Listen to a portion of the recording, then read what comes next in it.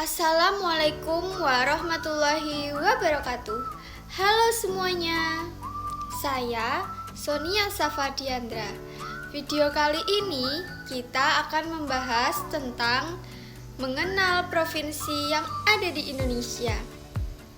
Sebelum itu, kita perlu mengetahui tujuan dari materi yang akan kita bahas hari ini, yaitu peserta didik diharapkan dapat memahami konsep provinsi sebagai pembagian wilayah administratif Indonesia dan pemerintahannya.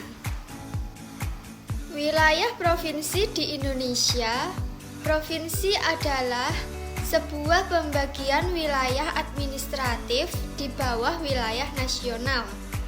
Kepala daerah untuk daerah provinsi adalah gubernur.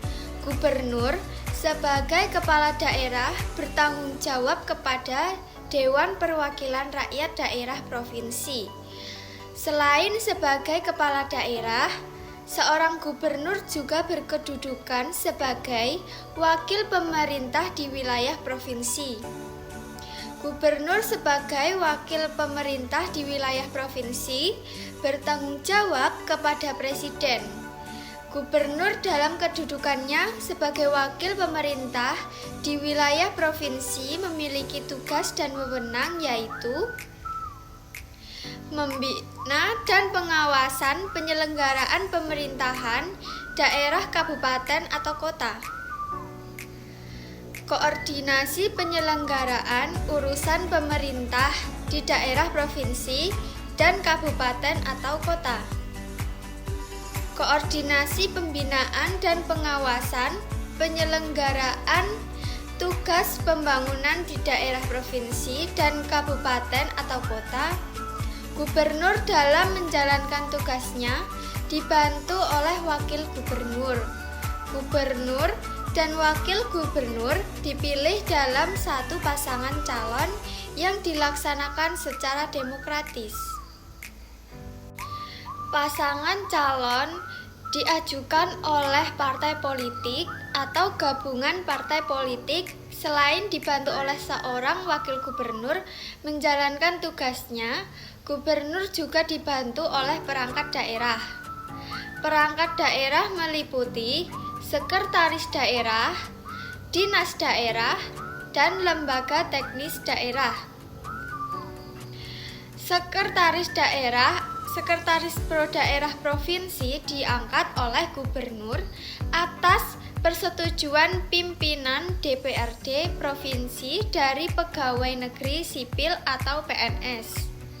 Sekretaris daerah berkewajiban membantu gubernur dalam menyusun kebijakan serta membina hubungan kerja dengan dinas, lembaga teknis, dan unit pelaksana lainnya. Dinas daerah.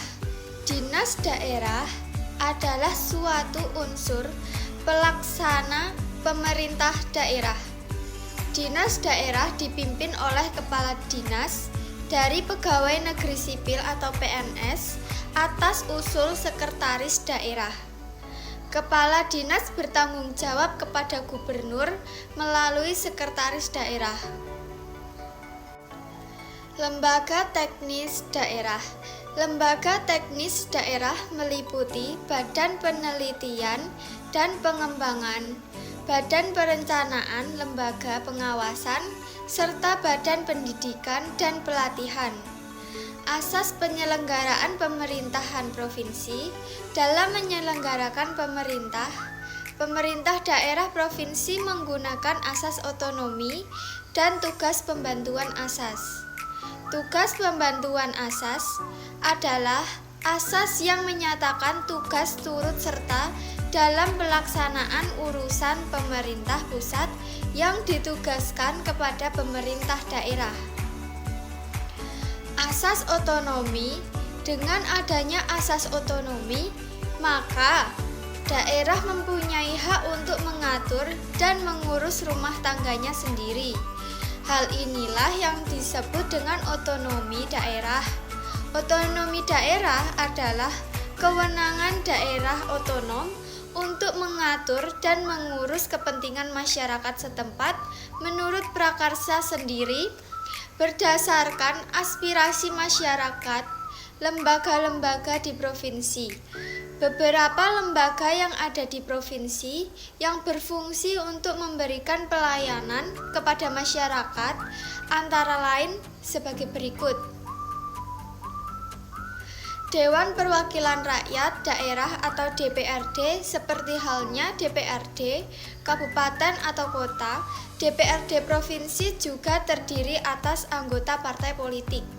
Peserta pemilu yang dipilih berdasarkan hasil pemilu yang dilaksanakan dengan asas langsung, umum, bebas, rahasia, jujur, dan adil.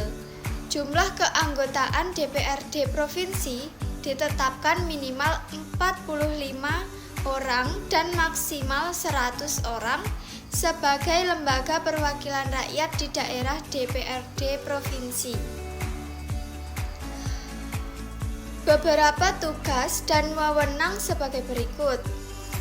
1.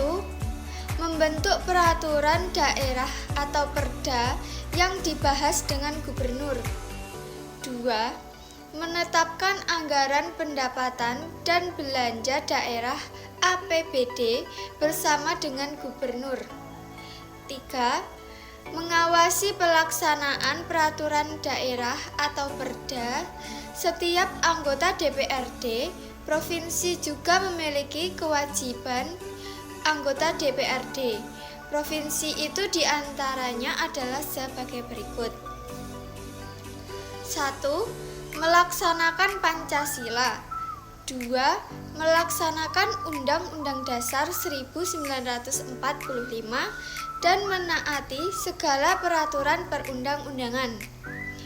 3. Mempertahankan serta memelihara kerukunan dan keutuhan Negara Kesatuan Republik Indonesia. 4. Memperhatikan upaya peningkatan kesejahteraan masyarakat. Dan yang terakhir, menyerap, menghimpun, menampung, dan menindaklanjuti aspirasi masyarakat. Baik teman-teman, materi hari ini kita sudah selesai. Terima kasih dan sampai jumpa. Wassalamualaikum warahmatullahi wabarakatuh.